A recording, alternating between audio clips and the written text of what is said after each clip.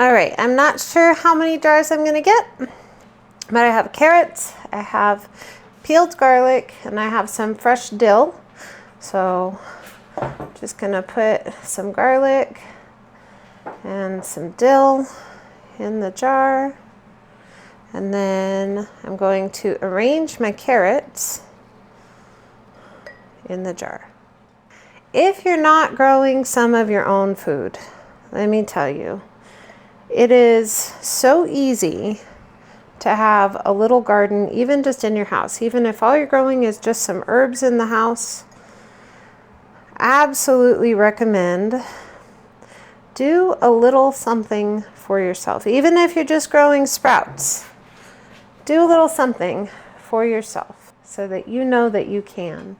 It's a great way to build your confidence. And there's nothing quite like fresh herbs in your home. Just delicious, just wonderful. As with all pickling, it's like putting together a puzzle to make your veggies all fit in the jar. I think that's going to be good. So pretty.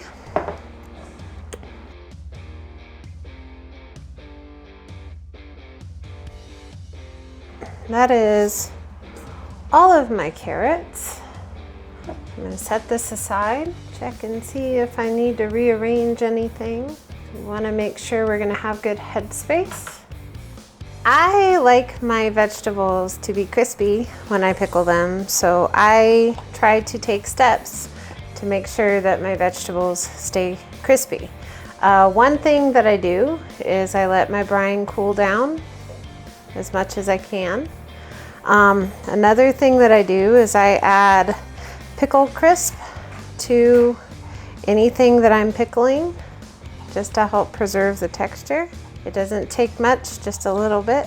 And you can find pickle crisp in your canning section at any store that carries canning supplies. These ones are from Ball, or you can buy them on Amazon. Check out my link below. I'm also adding a bay leaf per each jar. Things like bay leaves have tannins in them, and it helps to maintain the texture of your vegetables, just like pickle crisp. I know people have used like grape leaves and other things. They have tannins in them, and it helps to preserve the texture of your vegetables. I like pickling spice. I make a lot of pickles, so I buy in bulk. Check out my link below. I'm gonna put a teaspoon per jar. Now you can even make your own pickling spice. It's up to you. I'm going to add some red pepper flakes. This will give it a little bit of spice, but not too much. It's really, red pepper flakes look pretty in the jar. But please, however you want to make pickles with whatever vegetable you want to make pickles with, please do that. I'm sure that they will be delicious. All right, have all my spices in, and I'm going to add my brine. I'm going to fill to approximately 1/2 inch of headspace, or as best I can. I'm going to debubble, which, well, with all those veggies stuffed in there, it's kind of hard. Just do your best. Then I'm going to wipe the rim of my jar. Make sure I don't have any spices or anything sticky on there. Take my lid. Archie. Take my lid. I line it up. The ring. Just to fingertip tight. That is just beautiful.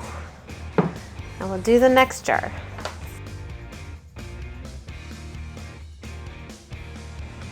That looks just beautiful.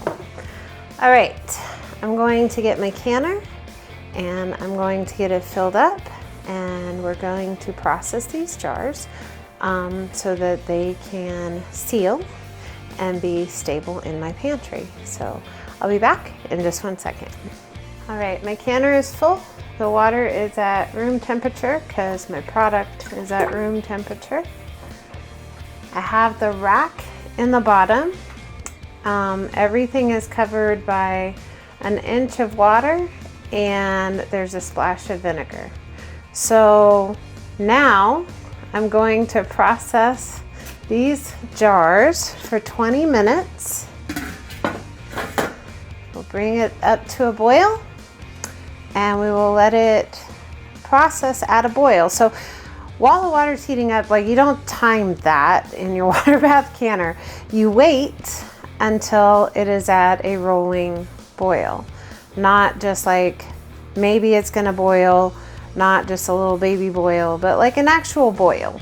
So you wait until it's actually boiling, and then I do come in and turn it down just a little bit, otherwise I end up with it boiling so hard that it's making a mess all over the floor.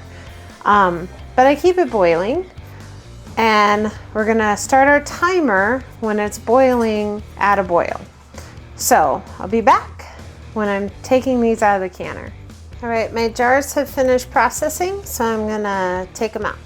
As always, when you're grabbing jars out of your canner, make sure to pick them up from the glass, not from the ring.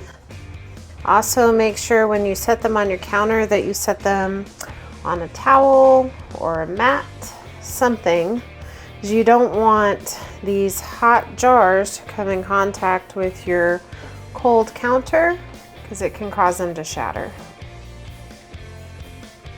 These are going to sit right here on my counter and cool down overnight and seal. In the morning, I will take the rings off and I just wash them in a sink with some soapy water, and then I label them and put them in the pantry. Now for anything pickled, you're going to want to wait a few weeks so that the pickling brine can turn your vegetables into pickles. Okay, they have to sit and marinate in the brine for a couple of weeks for them to taste like pickles. Otherwise, they're just going to taste like carrots. Also, I have some leftover brine. I'm going to put it in the canner and seal those jars. I've found having your leftover brine available for use during canning season can make after work canning really quick and easy when you have a small batch of things that you need to get put away so it doesn't go bad. I hope this blessed you. I hope it encouraged you. Don't be afraid to try. Just don't be afraid to try. Pickles are a very easy thing to get started with in canning. If you've never canned anything before, doing pickles is super easy, whatever kind of pickles you do. Because all you do is vegetables and brine in a jar, and then you put it in your canner for a few minutes. Not hard. You can do it. I have faith in you, okay? Anyways, be so blessed. Know that you're loved and be a blessing to someone else. We'll see you in the next video.